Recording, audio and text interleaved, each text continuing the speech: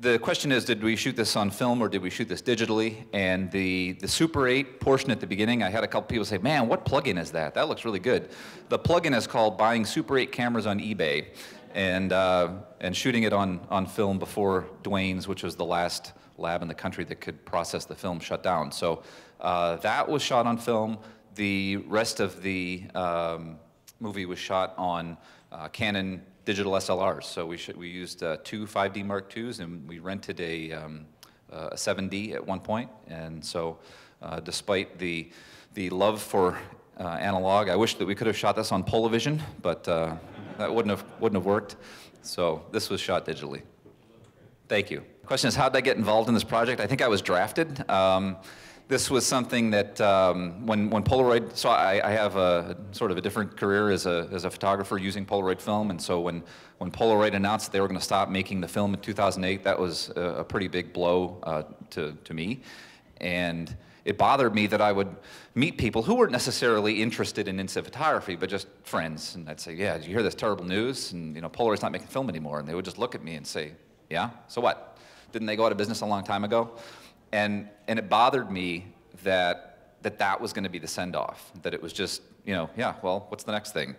And so the original idea for this movie, this probably makes me sound like an inconsiderate, horrible person, but the original idea for this movie was I just wanted everybody else to be as upset about this as I was.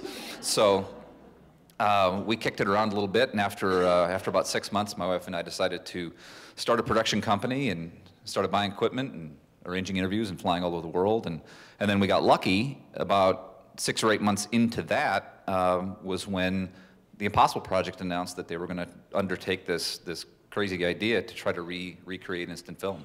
So the story changed from being a long eulogy to potentially having a happy ending. And so I feel very privileged that I got to be along for the ride and document that.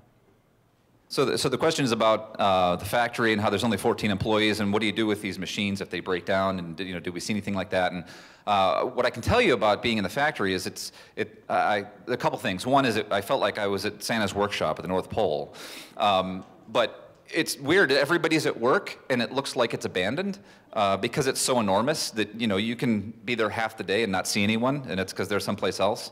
But when we were there, they hadn't made anything yet. I mean, they would turn the machines on from time to time to run some short tests, and it was actually a big deal for them to turn that machine on for us. That took them about 3 or 4 hours just to get it turned on. I mean, it was just, there's not just a big switch like you'd see in a cartoon. So it was a huge deal, and because they were just doing that, nothing else was running. You know, you saw that line of 9 of them, and they were just dormant.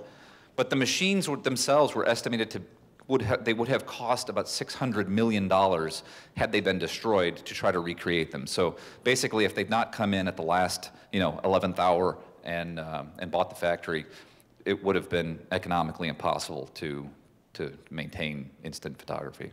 Well, thank you again for coming.